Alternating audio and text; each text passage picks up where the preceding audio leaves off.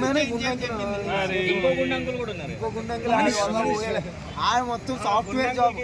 ఆడ ఏమనుకుంటాడు తెలుసా, నాకు నెలకు 2 లక్షలు సాలరీ వచ్చేది, సాఫ్ట్వేర్ జాబ్ చేసుకుంటే ఇక్కడ వారానికి 30,000 ఇస్తారు ఎంగారు ఇక్కడ. నాకు ఇదే బొక్క అనుకుంటున్నాడు. అంటే నాకు తెలిసి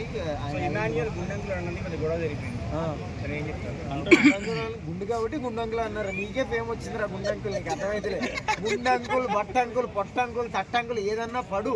ఎందుకంటే నాగార్జున గారు మళ్ళీ వారంలో నీ గురించి మాట్లాడి జనాలకి తెలిసేలా జరుగుతావు. పక్కీదిలో ఎదురీదిలో ఆంటీలకు లైన్ వేసుకోవడానికి, సింగిల్ వేసుకోవడానికి నీకే బాగుంటుంది.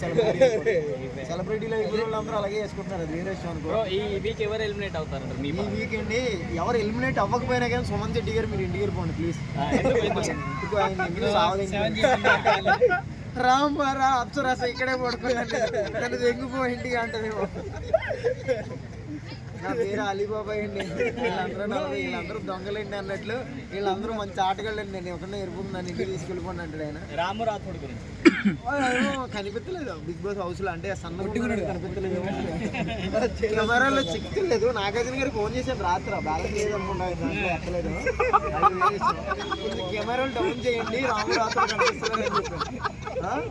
ఏమో చేతులు కూడా కనిపిస్తున్నాయి. రాను ముంబైకి రా, ముంబై కాదు ఎక్కడికి వెళ్ళదు కానీ బిగ్ బాస్ హౌస్ లో ఉంది సరిగ్గా.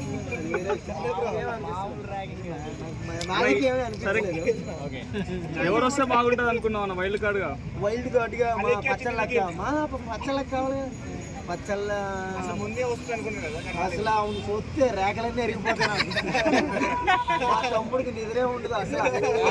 ఏంటి ఆ కండ్లేంటి అవి తెలుసు వచ్చేది, వచ్చే వారం వచ్చేస్తుంది. మొత్తం మా బుడ్డగాండి మొత్తం అడిచేస్తాను నేను.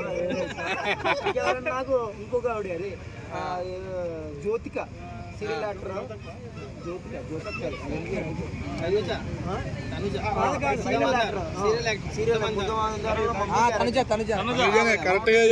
ఇన్స్టాగ్రామ్ కి వెళ్ళి చూడండి బాబు, ఆవిడ కూడా వస్తే బాగుంది. ఎందుకంటే నేను ఈ మధ్యన క్రోమ్ లో ఎక్కువ ఇంకొక ఆమె అమ్మ క్యారెక్టర్ వేసింది బాగుంది, చాలా బాగుంటుంది. ఆవిడ